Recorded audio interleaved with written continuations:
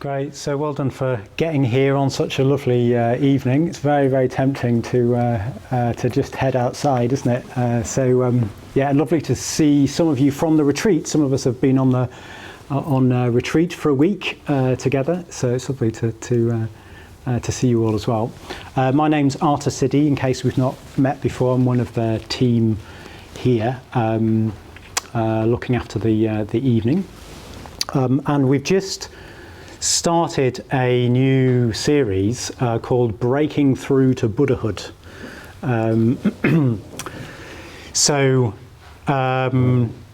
Yeah, quite a sort of punchy kind of title, punchy kind of theme, and perhaps not the metaphor of the spiritual life that one first thinks of with Buddhism. Perhaps the primary metaphor is the path, which is quite different sort of metaphor, isn't it, of just plugging away, left foot in front of right foot, just keeping going. That's one metaphor, perhaps the main metaphor. Another, perhaps secondary metaphor is the lotus, this sense of a natural unfoldment. That we just sort of keep practicing and just simply sort of open up more and more to the natural qualities of mind, of consciousness kind of emerging. And then there's this other metaphor of breaking through. And I guess the value of this is that actually, Dharma talked about this last week very well, I hear. But it's just that we can get stuck in a metaphor. Any one metaphor is not enough for the spiritual life because we don't know what it's going to ask of us. It's by definition kind of moving into the unknown. So actually we need different metaphors. And this metaphor is perhaps it probably won't be your predominant kind of metaphor for the spiritual life. But at times we may need it, actually. At times all the things that we're used to trying seem to have worked before, but they are not working anymore. And you might need to invoke this metaphor of kind of, a much more concerted effort to a kind of breaking through into another level of consciousness. Reminds me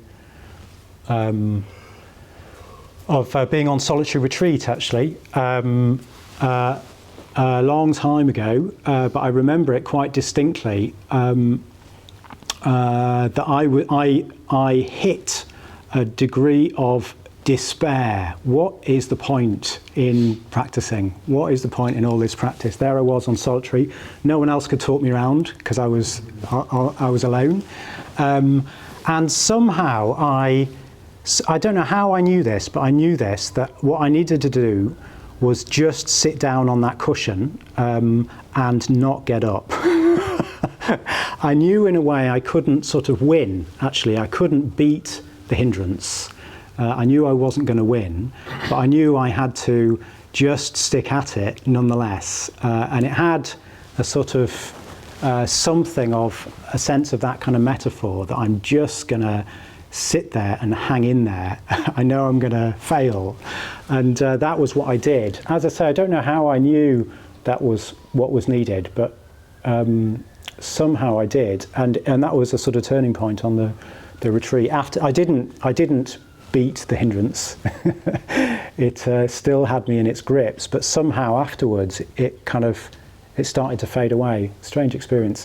So we're going to encounter occasions like that where we need to invoke a different metaphor, and that's what we're exploring on this series. So it's very much a traditional metaphor, nonetheless traditional to Buddhism. There are archetypal figures. The archetypal figure of Vajrapani is this symbol of sort of breaking through to another level of consciousness. Well, we're going to look at this as applied to different areas of life experience. And tonight I want to look at it, look at the area of breaking through negative emotions. So in order to just find our way into that,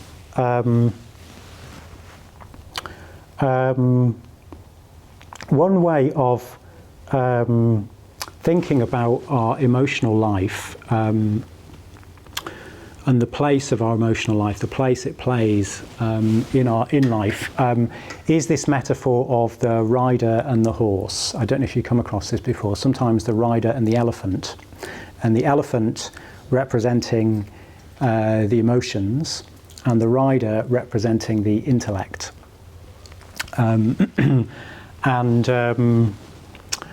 The point is that the rider thinks they're in control, but actually the elephant kind of knows where it's going.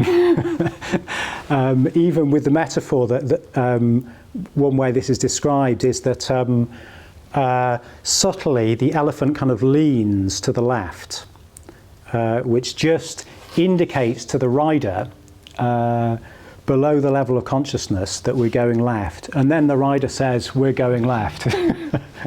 So it's quite an interesting metaphor, isn't it, for these different aspects of ourselves. It just throws into question this common assumption that sort of we're rational beings and we're making all of our decisions kind of in a calculated, deliberated kind of way. Is that the case? So let's just see if we can explore that a little bit. I'm going to invite us to get into pairs just to see in your own experience what you make of this. So can we think of times in the last week when our head said one thing and our emotions said another? Especially situations where those emotions weren't particularly helpful. So examples might be getting overly upset about something small, taking things over personally, or feeling overrun by craving for a particular thing that you feel you need to make you happy. And in your pairs, just see if you can identify any instances like that, and then explore which tends to win. Is it what the head says? Is it the rider, or is it the elephant that kind of wins out? So yeah, we need to be kind of really honest with ourselves to sort of to shine the light of awareness a bit more clearly, because as I said, what tends to happen is the elephant can lean, and then the rider says, you know, we're going this way, and totally convinced that the rider made the decision. Another area might be, what ideals do you hold? You might hold ideals of kindness, helpfulness, and then find yourself getting annoyed with the very people who you try to be kind to. So it's just really, really good to bring awareness into this area, so that we can start to get a sense of this, the power of emotion and the part it plays in our lives. So yeah, let's just get into pairs and see what we can find. Just for a few minutes.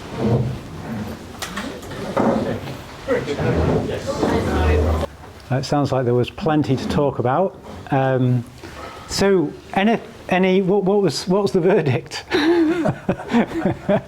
Any conclusions? Both are good. What's that? Both are good. Both are good. Oh yeah, is that what you were? That was what you were inquiring into. Which one's good and which one's bad?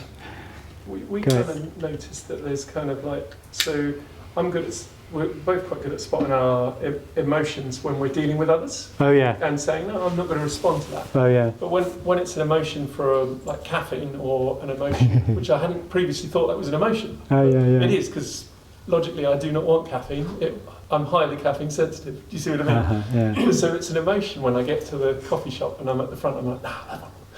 So that's really interesting that I don't. I think it's because I don't spot it as an emotion that I don't say I can ignore that emotion. Oh, great. Do you see what I mean? So, Yeah. and then I have a sweet tooth as well, which is Right. probably another emotion. Yeah, that's really good. Yeah, the area we're looking at is so fundamental to our experience, isn't it? You know, our emotions are what drive us to act every time we act, which in Buddhism includes thought, speech and mind. So every time we think, actually that's driven by an emotion. So it's really, really fundamental to our experience. So yeah, it's very interesting what you say, actually, Duncan, that I think that's I can relate to that. It's so fundamental to our experience that we don't even notice that we're being driven by something. It happens every time we go into the coffee shop, and we wouldn't even be there without it. You know? So, you know, yeah, very easy not to be aware of what the process is and what the drivers are. Yeah, great. Thanks, Duncan. Any more discoveries? Seems like the initial response is much more based on the emotions, and if we stay with it, then a little bit later something a bit more rational steps in to sort of save the day and make things good, which they were struggling to be sorted out purely on the emotional level. Yeah. So is that when you've got time to bring awareness into the process before you act that you're talking about? Something like that. Yeah. Okay. Yeah. Great. Yeah. I mean, the instance I was thinking of was I took on this week to in the journey of the guide to notice instances of selfishness, sort of small instances of selfishness in a particular area where I noticed I was sort of in certain contexts just sort of in a way slightly self-promoting that I'm busy, sort of just putting things in a slightly slanted kind of way that promotes the extent to which I'm busy. And one of my friends who I live with is on the course, and I said something a little bit like that. I said, "Oh, you put me down to cook, even though I'm just back from leading a 5-day retreat." And he said, "Oh, self-promotion." And I said, "Well, no, actually not in this case," but which was partly true. It was actually, we were joking about it, it was actually self-preservation.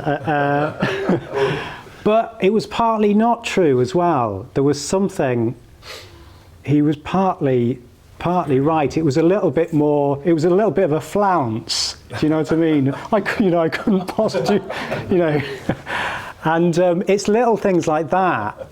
It took me a bit to sort of quite identify what's driving this. Our motives can be so mixed, can't they? And in the sort of the rush of life, particularly if we're in contact with people a lot, actually there's sort of discrepancies between what we think are the deciders and what's actually deciding kind of become more apparent. I think in some ways actually as you practice more, you see more you see more discrepancies. So if you feel like you're getting worse, actually you might be getting better. Yeah. Any other discoveries? I think when I notice emotions taking over, I have a tendency to let someone else be the driver because I don't really trust myself. Right. So I tend to. Here's the wheel. I tend to lean on some other people who are good. Oh yeah. Calming me down. Or, letting me suggesting something, but perhaps I should do a bit less of that. Perhaps you should do less. Less of the relying on other people. Yeah. Oh right. Like say, if I was on a solitary retreat, yeah, I might find it difficult. Yeah. Though it sounds in the interim a good strategy potentially. It's not as bad as not relying on other people, knowing that you really need to. Yeah, great. Thanks, Josh. That's really good. Yeah, so maybe this is sort of has kind of led us into the territory of the emotions and the hold they have actually over our lives, such that we can perhaps start to make sense of this metaphor of breaking through, that actually emotions are they govern our lives actually. Oftentimes it's so habitual, and we're so quick to post-rationalise that we don't notice that. But hopefully we've sort of opened that area up. So what we'll look at a little bit actually is, well, what are the, perhaps the three main negative emotions that we're trying to break through. So we're drawing from the Wheel of Life here. In the centre of the Wheel of Life are these three images, the pig, the cock, and the snake, which represent greed, hatred, and delusion. But maybe delusion can be translated into emotional terms in terms of fear. Greed, hatred, and fear that somehow kind of drive conditioned existence. So that's what we just so that we know what is it we're trying to break through. We'll focus in on that a little bit. So starting with craving. So importantly, we're not talking about kind of healthy desires like the desire for friendship, well-being, meaning, things like that. We're talking about desires that actually don't don't lead to fulfillment. We have to look kind of more closely. In a way, can't be fulfilled. What they want from things can't actually be fulfilled. Yeah. So, what are these things? What things do we tend to crave?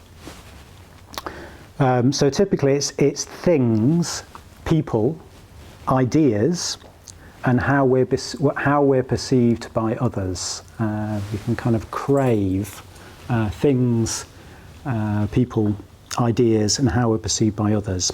And really what we're trying to do with this is just kind of relax the sense of attraction, try and see these things more realistically.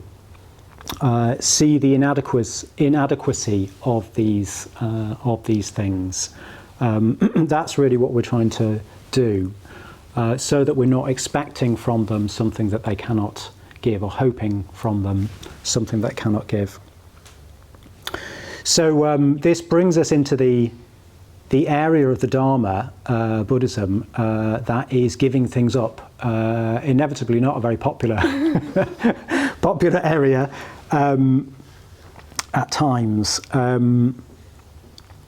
But yeah, it's giving up, importantly, is not just things. It's ideas, stories, even kind of emotional attachments.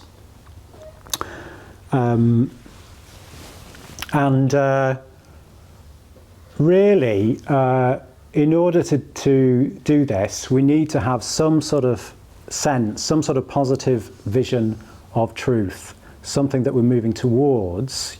You're not going to let go of things that seem to promise happiness unless we've got something else that we can take up in its place, something more fulfilling, something better. So this is the whole area of craving. I noticed for myself one time, noticing that I was kind of craving doing a good class, and then when I didn't do a good class, I was sort of a bit dejected, a bit sort of so that was kind of wanting to be good at something and not wanting to be not good at something. And interestingly, I found it much more helpful to notice when I had done a good class, notice the sort of the thoughts afterwards, sort of getting attached to that, and let those go. And if I let those go, then when I did a bad class, I wasn't as attached to that. That was an easier way round. It gave me more of a sense of actually kind of something more positive beyond craving. This sense that actually being free of that craving, that kind of wanting, I suppose wanting to be seen in a certain way, was actually more liberating. Yeah, so this is the whole area of craving, a kind of a very, very primary negative emotion. And then there's the negative emotion of hatred. There's a lot that goes under that title. It's a strong word, isn't it, hatred? And if you're English, you believe that you've never had an experience of hatred. Oh, am I just talking about myself? Yeah, we're much more polite than that, much nicer than that. But in a way, it's a species of craving, hatred, sort of frustrated craving. But it could manifest as kind of irritability, resentment, spite, envy, malice, cruelty. But I think it's a helpful way of bringing awareness into it to see that it's sort of frustrated craving. We're kind of wanting something, but it's being frustrated. Or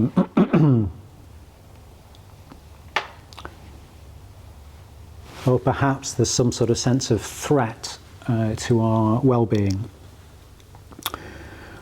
So, in a certain way, it's a built-in response, natural built-in response.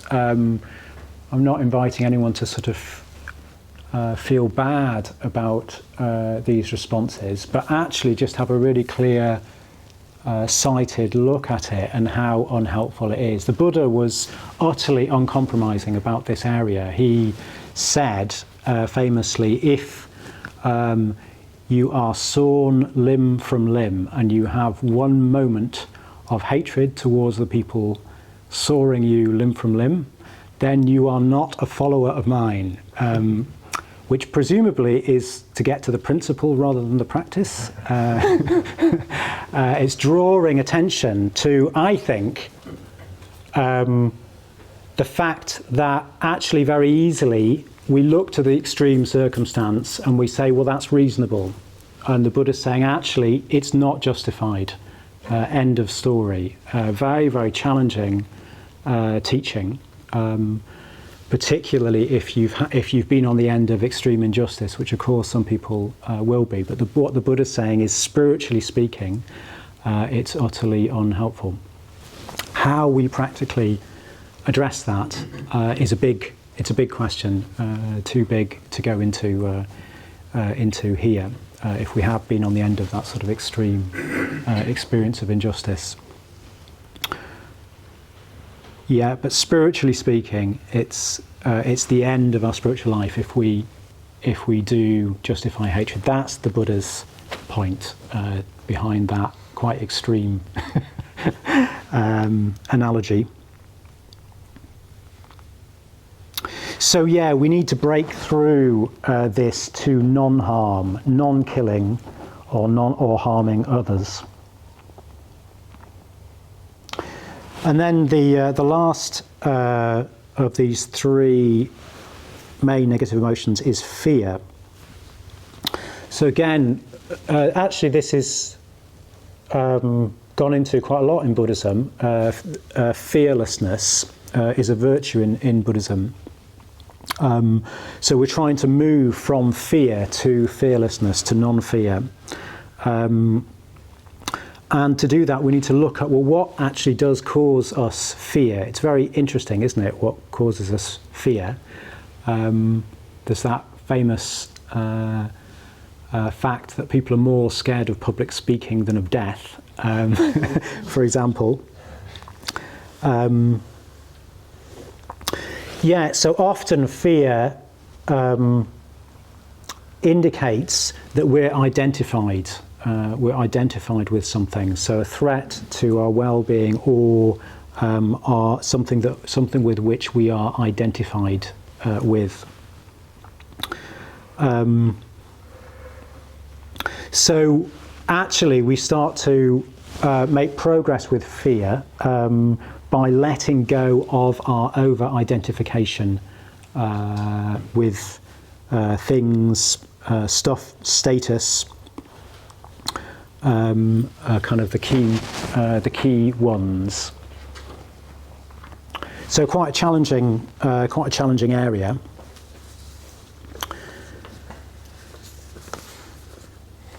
And again, I think in order to do this, really, you need to have some sense of something beyond some kind of bigger vision for life, some sense of something beyond you, actually, that you can let go into. I remember a friend of mine telling me about this, actually. He was very identified with his career. He'd really sort of built a lot on his career. He knew that, and then the worst thing happened. He lost his job. He lost his job, but he was just getting involved in Buddhism at the time, and he was completely wrong-footed. He actually sort of let go into this sense of bliss. What it was he was just starting to sort of build into his life love, basically, something beyond him. And he found that with the loss of what he thought was his main reliance, if you see what I mean, his whole identity was sort of based in, actually he found that there was something kind of more important to him, more reliable in a way, this kind of sense of love. So yeah, that's a little example of kind of letting go into something bigger, something deeper, something more meaningful. But of course, that's what the Buddha can represent, this consciousness kind of beyond our own, that actually if we let go of our identifying, we can actually start to experience a kind of a bigger consciousness that's less blown around and less fearful as a consequence.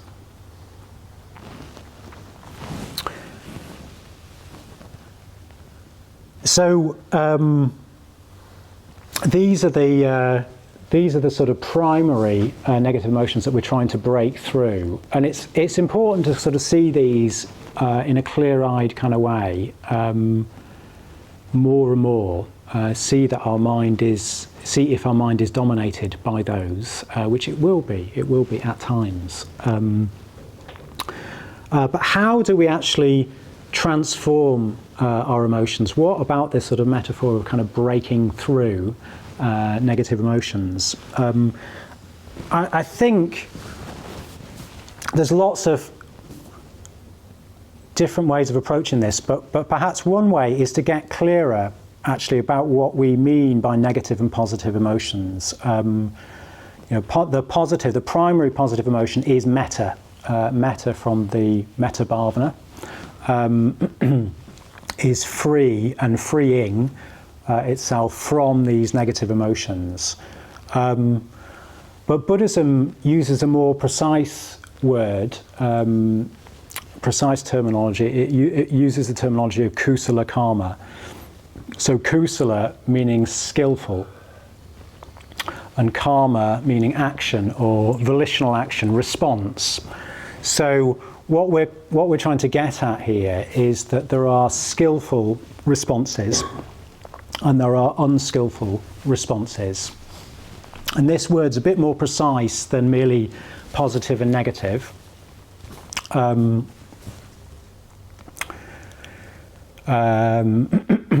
Skillful can already suggests something. It can be translated as sort of helpful. And it's meant in two senses. So one, surprisingly, you may not see this coming if you haven't come across this word. I certainly didn't. It's helpful in the sense of what conduces to enlightenment for us. Yeah, so it's skillful in terms of helping us move towards enlightenment, and unskillful in the sense of not helping us move towards enlightenment. So that's why these three images of these primary negative emotions are at the heart of the wheel of life. The wheel of life is an image for cyclic or stuck, trapped consciousness, and the aim of the project is to get off the wheel of life, to get out of that cyclic kind of trapped entrapment. But we're held there by these primary emotions. So actually, they are what conduce to our entrapment. Yeah. So in that sense, they are unskillful. So that's the first meaning, or the first half of what this word unskillful means, that they are unhelpful for us gaining enlightenment. The second is that they are helpful, well, intelligent. One way of putting it would be intelligent.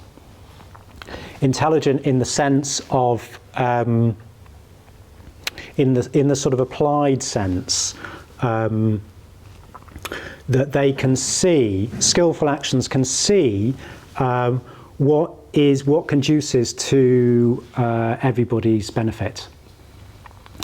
Yeah, so skill in that sense of being intelligent, seeing really what is most important for others, and including the intelligence of seeing how to move us in that direction. So that's quite a lot more precise, isn't it, than negative and positive emotions. But I think this is one way into how we actually transform those emotions. So where we can go with that is seeing that actually our emotions are actually, all of our emotions are actually constructed. This is what the psychologists tell us. They tell us that actually emotions are guesses. We come into find ourselves in a particular situation, and our emotional responses essentially are guesses of how best to respond to that situation based on past information. It's a bit like we've got a series of kind of templates somewhere in our mind from the past, and something happens and we just pull up that one, and that creates our response. It happens so quick, we usually don't believe that. It's quite an extraordinary thought, isn't it? It seems like our emotions are not constructed, are kind of natural responses. I think this is a helpful way of thinking, particularly in relation to the metabhavana. Occasionally, we can feel with the metabhavana that it's a bit fake. We're actually kind of manufacturing an emotional response, and it doesn't feel very authentic. Have you ever had that sort of worry? Well, actually, there is a problem with kind of fake feeling, but actually all of our emotions are actually constructed. So the bhavana means development. So our emotions are actually kind of built, if you like, but so quickly we don't realise it. But that can be a way. This way of seeing our emotional responses can be a way of breaking through them, seeing that they're actually constructed. When we have a sort of particularly a strong emotional response, we tend to feel that it is justified, don't we? That it is related to real needs, that it is an objective response to the situation. You know, particularly if it's a strong response, we feel kind of justified in responding in that sort of way. It's that sort of defense of our emotional responses that keeps us sort of trapped. So if we're going to break through, one key way of breaking through is seeing actually that our emotional responses to life are constructed. And therefore they can, if we bring more awareness into them, we can actually start to skillfully construct them in ways that are more skillful, more helpful for ourselves moving towards enlightenment, and more helpful to the people around us and their needs, their own unfolding consciousness. Yeah.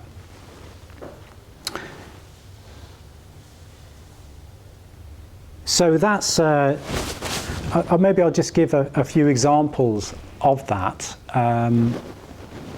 It's quite a sort of challenging proposition, and that's why it's applicable within this metaphor of kind of breaking through. One thing that Arthasiddhi brought out last week is sometimes it's going to be that we have these breakthroughs in crisis.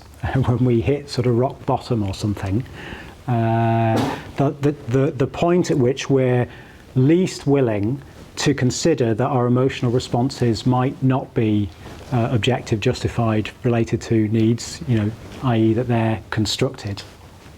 I remember a time I was working in a Buddhist business, and I was working in the warehouse. I'd been working there for a number of years, and I was hitting a point. I was sort of grown up, middle class conditioning, that I was always going to go to university, get a career, and there I am in this warehouse, dragging this pallet around the warehouse, picking things, stupid things, you know, little gifts and stuff made out of plastic, and thinking, what am I doing? How did I get here? And I just didn't want to do it. All of a sudden, I sort of really didn't want to do it. What came up, I don't know why. Again, I just thought, okay, this is the last thing that you want to be doing. You're not enjoying this at all. This is not what you want to be doing with your life, and you are. Let's just try. Doing this just for 2 minutes. I'll just actually, you know, put aside that whole story of how pointless this is, and just do it and see what happens. And 2 minutes later, I was thoroughly enjoying it, you know, to a ridiculous degree. It totally threw me, but it showed me that actually that whole response of what am I doing, you know, very strong emotional response, it was constructed. And of course it was constructed on the basis of a story that I drunk in young in my life of what will lead to fulfillment. A story actually of craving, really. Actually sort of built into a kind of, you know, a sort of wholly relying on money and status, really, that actually that's what my happiness and fulfillment is sort of based in. You know, there is a need to earn money, isn't there? And career can have a valid place within that, but that wasn't really what was going on, if I was honest. But I just sort of broke through that, and that was incredibly helpful for me, because it opened up me being able to question some of the stories that were actually constructing the emotional responses that were shaping my life. Do you see what I mean? And I started to move off in a new direction, feel more confidence, courage to move off and sort of find my own direction. Partly led me to coming and working at the centre. So there we are. It seemed reasonable. The story sort of seemed to my benefit, but actually we need a bigger perspective of what is going to conduce to enlightenment. Actually, is this based on craving and fear? Fear of becoming a nobody, being a nobody, fear of lack of security, financial security. Is that what this is actually based on?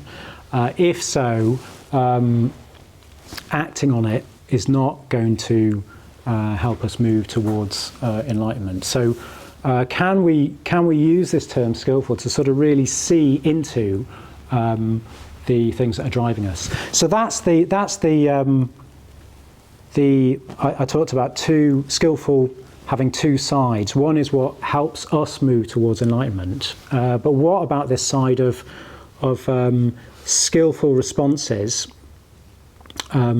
actually sort of seeing what is to the benefit of others and is sort of intelligently able to bring that into being. So again, I think using this terminology, a bit more precise terminology, looking into our responses, what really is going on. So an example for me, seeing recently, feeling wrongfully accused. It's horrible experience. I don't know about you, but I feel very sensitive to that, being wrongfully accused. And the response of kind of aversion, really, cooling towards this friend. Sort of, how can we be friends if you treat me like that? That's, I didn't say that. But that's the kind of response that was sort of activated. And the story, that was sort of propping up, justifying that response, but actually bringing more awareness into it, I saw that what was really going on was I was upset, or an aspect of what was going on was I was upset. I was upset that what I'd been doing for that person wasn't appreciated. I didn't realise that at the time. There was just this response of aversion with a justification. If you act like that, how can we be friends? But actually, bringing more awareness, I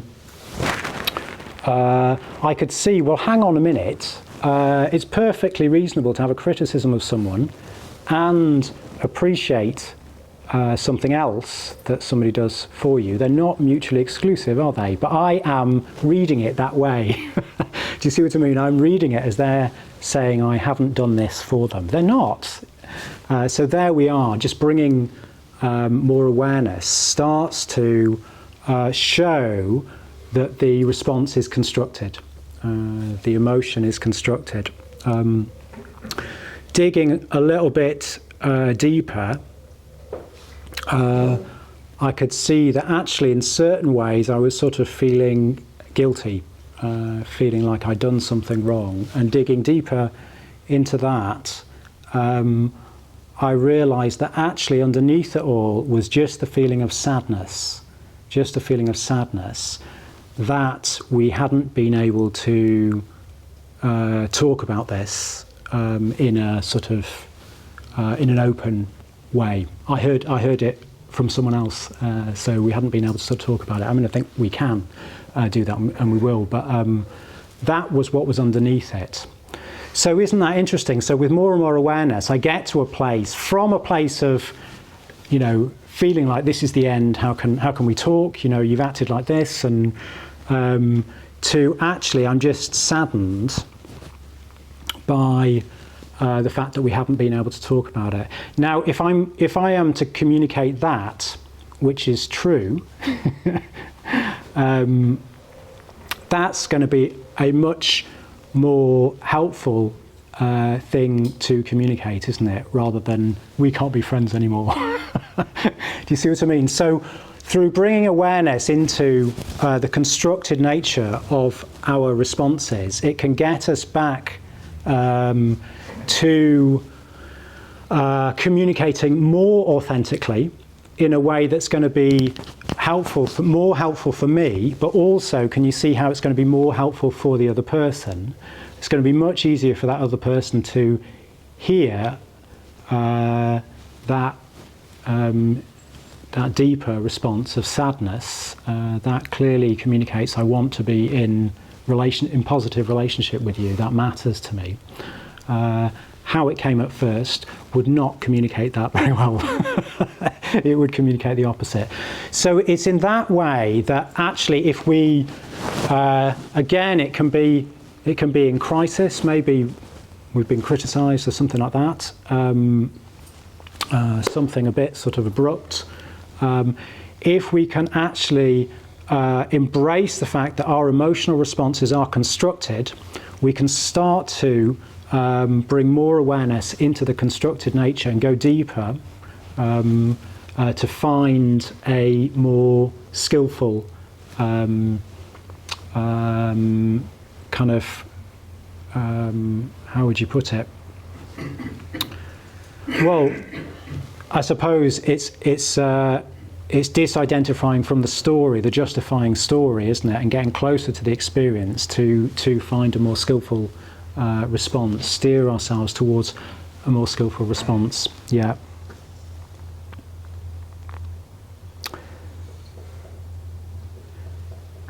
So I hope that's given you a way of relating to this notion of breaking through negative emotions. That actually, instead of taking them as justified, which is what we'll be prone to doing if it's strong, taking it as related to our needs, taking it as objective, let's get closer up to the response, see if we can get really close up to it and start to look at what is going on. If we can look into it with awareness, then we can start to see that it's simply constructed. And if it's unskillfully constructed, it will not lead us towards growth, towards enlightenment, and it will not benefit those around us. But there is a way of starting to steer that with awareness in an authentically skillful direction. Yeah, that's what the Dharma is saying to us, and that's what this approach of seeing our emotional responses as constructed opens up, makes available.